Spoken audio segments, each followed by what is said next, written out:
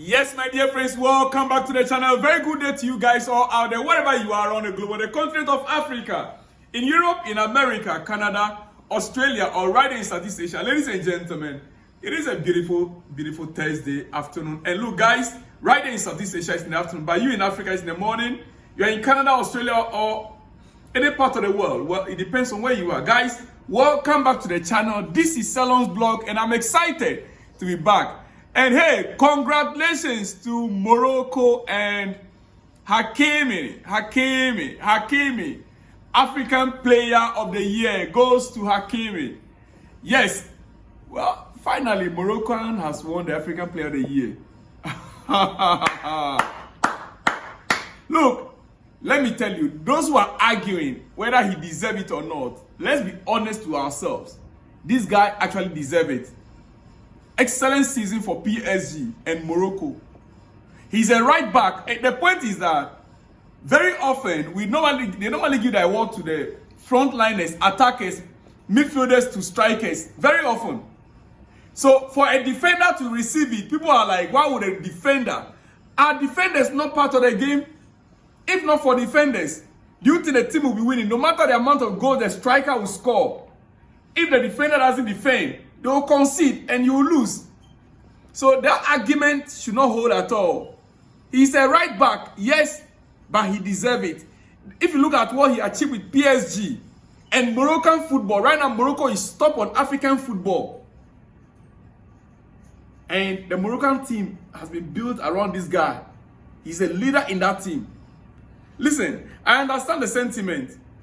Many would have wished that our brother from Nigeria would have won it again. But look, you ask yourself, is he going Osimhen? Are they going to be using a Napoli record or Galatasaray record? What did Osimhen won? What has he won last season with Galatasaray? Or they're going to be using Napoli record? Or is it going to be his national team? I mean, let's be honest. Let's be honest to ourselves. Let's be honest to ourselves. Hakimi, African Player of the Year winner. Key individual achievements during the 2024-2025 season. These are his achievements during the season 2024-2025. Listen carefully. 6th place in the Ballon d'Or rankings. Yes. He was in the 6th place in the Ballon d'Or world ranking. He was the all-time record for most goal contributions by a defender in a single season. All-time record for most goal contributions by a defender in a single season, with 26 goals plus 15 assists in a single season. It's all-time. A defender to score 26 goals and gives 15 assists in a single season. Who is telling me that he doesn't deserve it? Come again. This record was previously held by Dani Alves of Barcelona fame. Dani Alves, he held this record previously as a defender in a single season. That was 2010-2011 season. Yes. 2010-2011 season. He had only 4 goals and 21 assists. Just imagine. He had only 4 goals and 21 assists. Now, he's also world best right back for the 2024-2025 season by Score 90 platform. World best right back. Listen, McVivian 4 award. That's Prix McVivian 4. For being the best African player in League One. He was judged the best African player also in League One. He won the Champions League. What are you talking about? Help Morocco to qualify for the World Cup and AFCON. What are you talking about? Bring the other people that you think they should have won. Mo Salah, right? Did Mo Salah won the Champions League? No. He helped Liverpool to win the Premier League. That is all. That was all. That was all. Victor Osimhen, the closest contender. If you ask me, what has he won last season? With Galatasaray. Turkish League, yes. And then what else? National team, Turkish League, Mo Salah Premier League. So that is it, ladies and gentlemen. So Hakimi actually deserves the award. He deserves it. He deserves this award, ladies and gentlemen. Congratulations to Hakimi. But let's be honest. Let's be honest. This issue has or is still going to be dividing opinions. For me personally, this guy had an amazing season. Giving African Player of the Year to a right back over Salah and Osimhen is always going to raise an eyebrow. I understand perfectly. But let's look at individual achievements and compare. That is it. Salah carried Liverpool last season, right? They won the Premier League. Osimhen, is it Napoli through the chaos or through or Galatasaray? Which one? Hakimi winning this says a lot about how voters value moments. How voters, those who vote for these things, how they value moments, narratives, and visibility over pure output. It's as simple as that. He was world class, no doubt, and beating two top players on a continent to win it tells a lot. I end my case there. He's not a Ghanaian, so don't come after me. He's not a Ghanaian. He's not a Ghanaian. I'm not speaking for my fellow countryman. Ladies and gentlemen, Todd Boehly is in the news once again. You know, Todd Boehly is our outspoken type. He said a lot of things. And look, guys, as our director, as our owner, he owns a significant share in our club, Chelsea. So anytime he speaks about the club, it carries a lot of weight. Todd Boehly. And he said a lot, but quickly. He said, you are going to continue to watch our team evolve and grow. We've got them together for a long time. I'm pretty excited about what the future looks like. Unquote. Let me quote him again for you to hear. You are going to continue to watch our team evolve and grow. What does that mean? Evolve and grow means that there'll still be changes, there'll still be additions, and there'll be, subtractions. Some new players will be coming in, others will be going out. The team is going to be evolving, whilst others will be growing and maturing in the squad. You are going to continue to watch our team evolve and grow. We've got them together for a long time, which is the plan. I am pretty excited about what the future looks like. That is the vision, the plan that the ownership has for the club. That this squad will evolve, will grow together for a very long time. That is the aim. You can just imagine this squad 3 seasons from now, 2 seasons from now. 3 seasons even too far away. From next season, we're going to be seeing an explosive Chelsea side. Because with the likes of Estaval, by next season they would have matured. Not by age, but by experience. By experience. With Quenda and the rest coming in. You see, right now as we speak, the only challenge Chelsea has is our defense. We have too many dead woods. I mean, injury situations in our defense. If we can get 1 or 2 solid central defenders. I heard somewhere in the news that this guy who left Chelsea to Real Madrid, what's his name? Speak out. Real Madrid defender. He left Chelsea. Rudiger. I heard yesterday in the news that Chelsea, because Rudiger right now seems to be out of favor in Real Madrid, Chelsea want to get him back. I heard it. It's unconfirmed.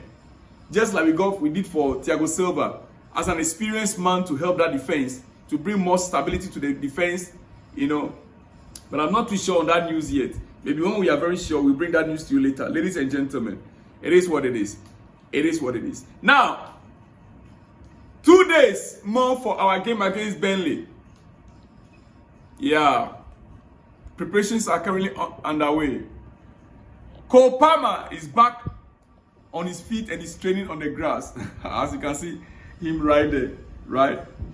As you can see him right there, back on the field training. But look, like I said yesterday, I don't expect Cole Palmer to be involved in a game against Boehly. If anything at all, likely to come in second half. That being said, I think Maresca will start Estevao against Boehly. Yes, I think I have that strong feeling. Maresca is going to start Estevao.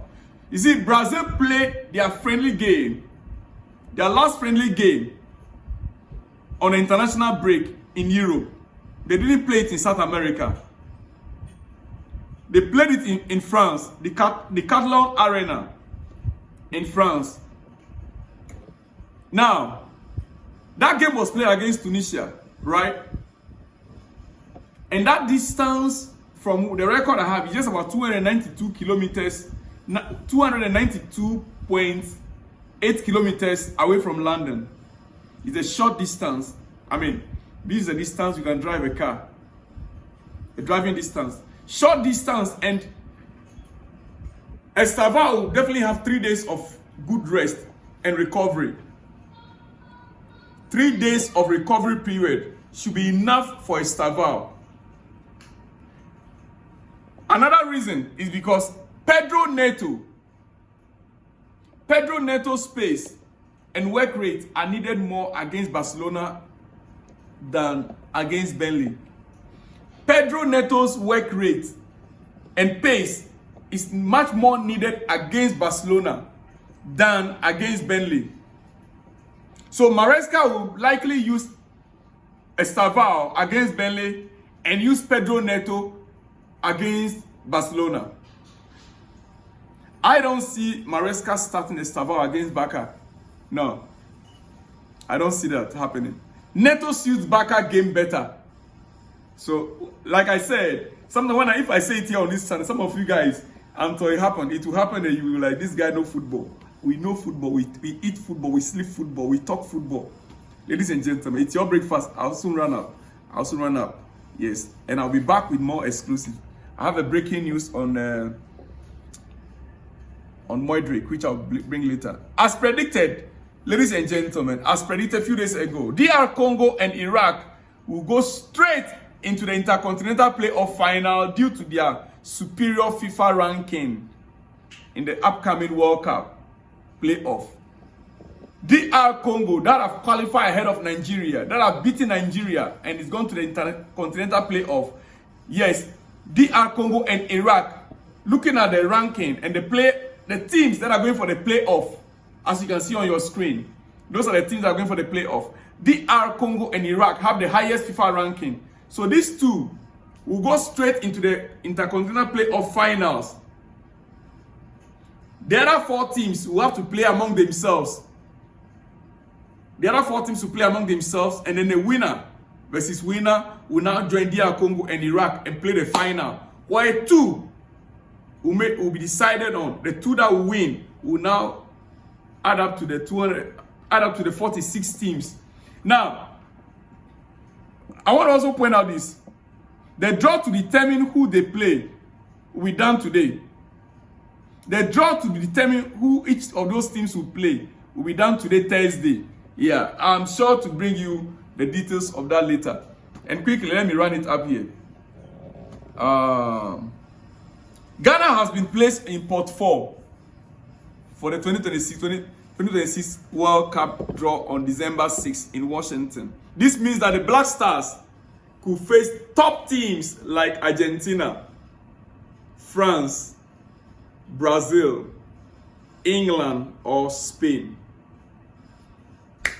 Inevitably, I mean, we cannot avoid, there's no way how we are going to be avoiding any of these teams. If we are able to avoid any of these teams, it's just, yes. FIFA had already confirmed 42 teams, and Ghana now awaits its group opponent for the USA, Mexico, Canada tournament. 42 teams are already available. There are 4 more teams. Is it 4? No, 6. This is 42, right? Yeah, 4 more teams in Europe have a playoff to play to make it 46. Their playoff is like there's a name. I'll need to get this name. 4 more teams from Europe to be added to this on a later date. A team like Denmark is involved. So 4 more teams remain to be added to make it 46. Then the remaining 2 teams will come from the Intercontinental Playoff that will happen in March 23rd to 31st, 2026. Ladies and gentlemen, so it is what it is. It is what it is. Once those 4 more teams are added, it will become 46 teams that are ready for the draw. I'll see you guys all in the next one when you see me. Shalom and peace.